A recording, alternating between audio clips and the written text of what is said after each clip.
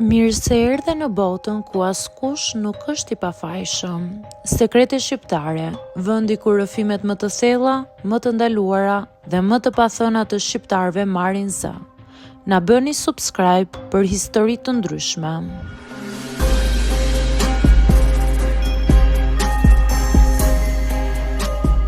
Jam 22 vjeçe dhe jetoj në fshat. Jeta këtu nuk është e lehtë, por është e sinqertë. Nuk ka shumë zhurmë, nuk ka shumë luks, por ka shumë punë pafund. Çdo ditë e imja fillon herët. Zgjohem para se të dalë dielli, kur ajri është ende i ftohtë dhe gjithçka është në heshtje. Vesh rrobat e punës, lidh shamin dhe dal jashtë. Obori më pret çdo mëngjes njësoj, me balt, me erdheu, me zhurmën e kafshëve që presin të ushqehen. Kafshët janë bërë pjesë e jetës time më shumë se sa mendoja ndonjëherë. Kemi lop, pula, gomar dhe disa kafshë të tjerë që kërkojnë përkujdesje çdo ditë. Nuk ka pushim, nuk ka sot jam i lodhur, ato varen nga unë. Në fillim gjithçka e bënim bashkë me burrin tim. Zgjoheshim bashkë, dilnim në obor, ndanim punët, kishte lodhje, por kishte edhe një lloj harmonie. Flisnim gjatë punës, qeshnim për gjëra të vogla, ndanim çdo moment. Por me kalimin e kohës, kjo gjë ndryshoi. Ai filloi të merrej më shumë me punë jashtë shtëpisë. Dilte herët dhe kthehej vonë. Unë mbeta gjithnjë më shumë e lidhur me fermën. Pa e kuptuar, dita ime filloi të rrotulloj vetëm rreth kafshëve. Në mëngjes ushqeja një nga një, pastaj pastroja stallën, mbushja ujin, kontrolloja gjithçka. Në mesditë përsëri bëja kontrollin e dytë. Në darkë e njëjta gjë.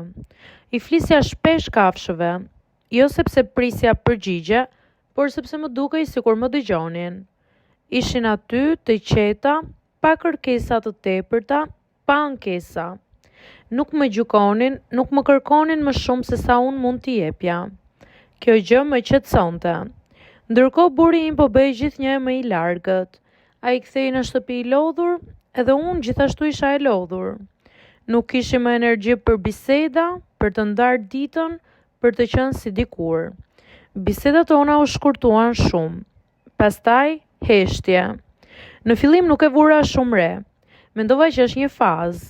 Jeta e fshatit është e tillë. Lodhja bën të vetën.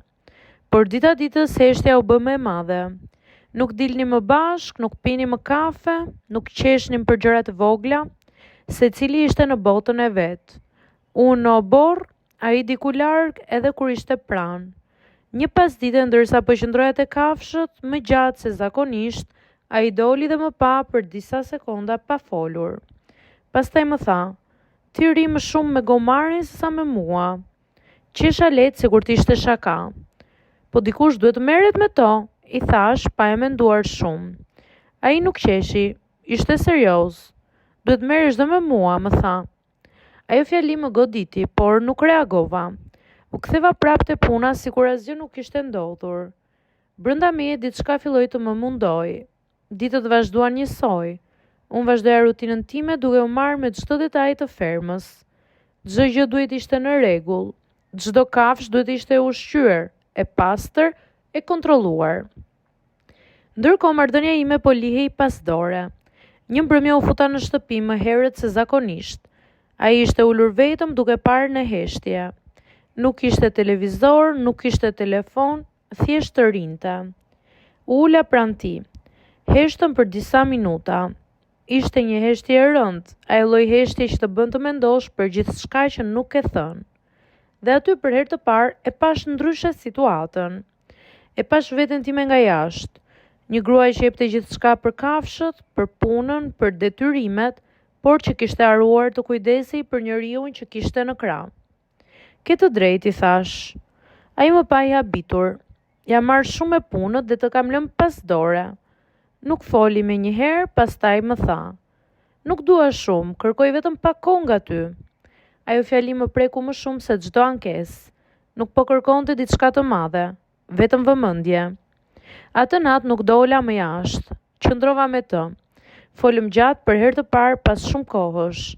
Për gjëra të vogla, për gjëra të mëdha, për atë që kishim qenë dhe për atë që po bëheshim. Nuk ishte e lehtë, por ishte e sinqertë. që nga ajo ditë nuk ndryshoi gjithçka me një herë. Fillova të ndryshoj diçka të vogël çdo ditë. Lash punën më herët, u ula për të pirë kafe me të, e dëgjoja. Kuptova diçka të rëndësishme.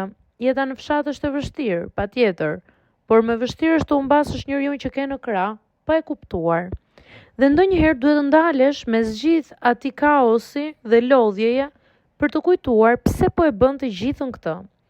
Jo gjithçka që kërkon kujdes është më e rëndësishme se dashuria. Dashuria ka nevojë për kohë, për vëmendje, për prani, jo vetëm për sakrificën tënde.